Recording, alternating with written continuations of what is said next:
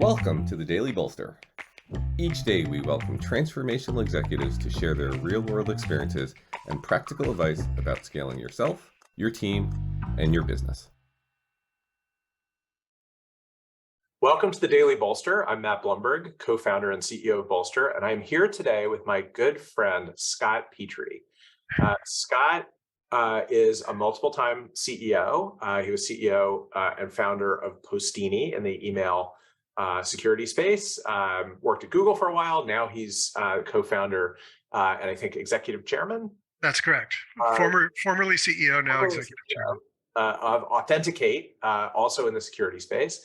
Scott served on the Return Path board as an independent director for 7, 8, 9 years, and is overall one of my favorite humans. Scott, the thing that I wanted to talk to you about today is, like me, you're a multi-time CEO. And the question is, your second lap around the track, what was different? What was easier? Before I dive in, Matt, you're one of my favorites too, and I feel like I'm smarter every time I leave a conversation with you. So thanks for having me, and great to be with you again.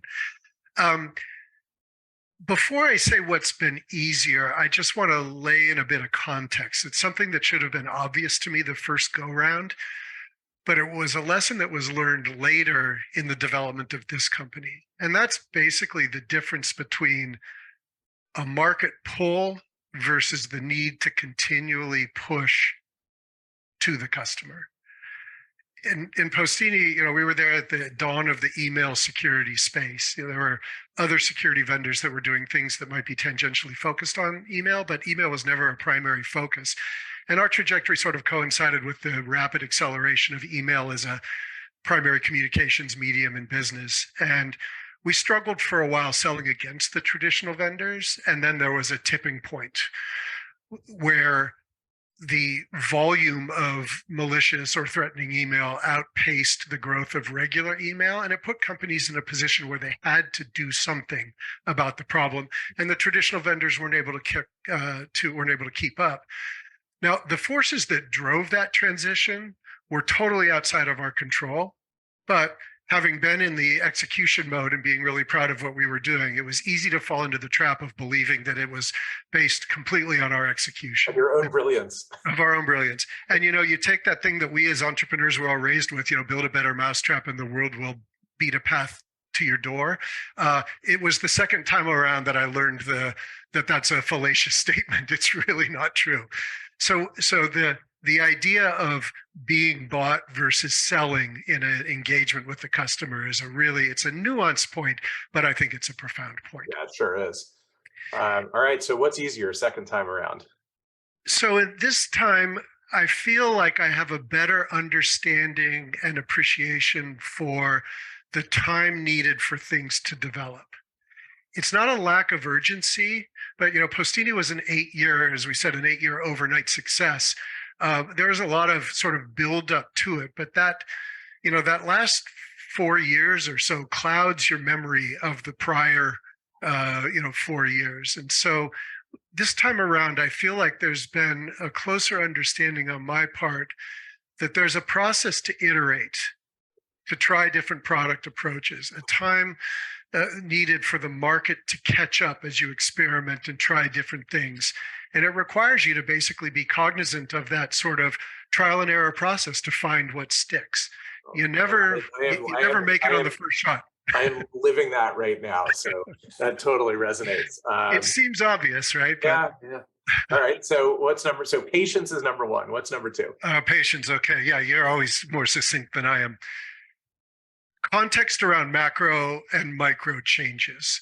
And I could revert back to the sort of buy versus, be bought, or sell versus be bought thing. But I think in this one, we had a pretty major competitor that was acquired by Microsoft about 2/3 of the way through our history of our company. And, at the point of the acquisition, when it was announced, it felt like an existential issue for our company. A lot of churn, a lot of turmoil. Felt like, well, what did we do wrong? What should we have done better? Is our life over, et cetera? But, the macro changes slowly.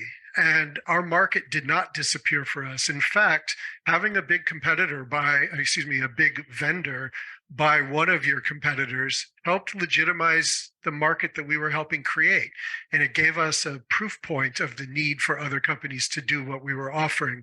And so, I have a newfound appreciation that there are going to be things outside of my control, but I need to contextualize them and adapt to them rather than feel like, oh, shit, show's over. Yeah. All right. So how can we characterize that? Better absorption of the world around you. What is it? The Zen, right? Like, Yeah. Well, and it's related to your first point, right? it is. It's a more calm approach. So, Yeah. so what's number 3? A deeper understanding that each employee engages with the company for different reasons. In the first company, it was, the post 2000 era. It was hustlebustle.com euphoria. And I assumed that all of the employees were in it with the same sort of founders mentality that I had. And, we pushed through and the company grew, et cetera. But I think with personal maturity, and with that, I mean like raising a family and understanding a broader set of sort of life pressures, as well as more empirical data about employees working at the company, engaging in different ways. I understand now that there are external priorities that people have that can have an impact on their level of emotional investment or engagement that employees have with, signing up for our mission. And I think it's important I think you probably said it to me once, you never want to have a team with all Michael Jordans on it. It's really come true to me that you want to build a portfolio of people that are all competent in their job and they're all doing their job, but their motivations or their priorities might not all be centered around the same corporate initiative or the same level of urgency. That's so true. You have to meet them where they are. Yeah, absolutely. Yeah. Absolutely. Yeah. Great advice. Great talking to you, Scott. Thank you for being here. Matt, great to be with you as usual. Thank you.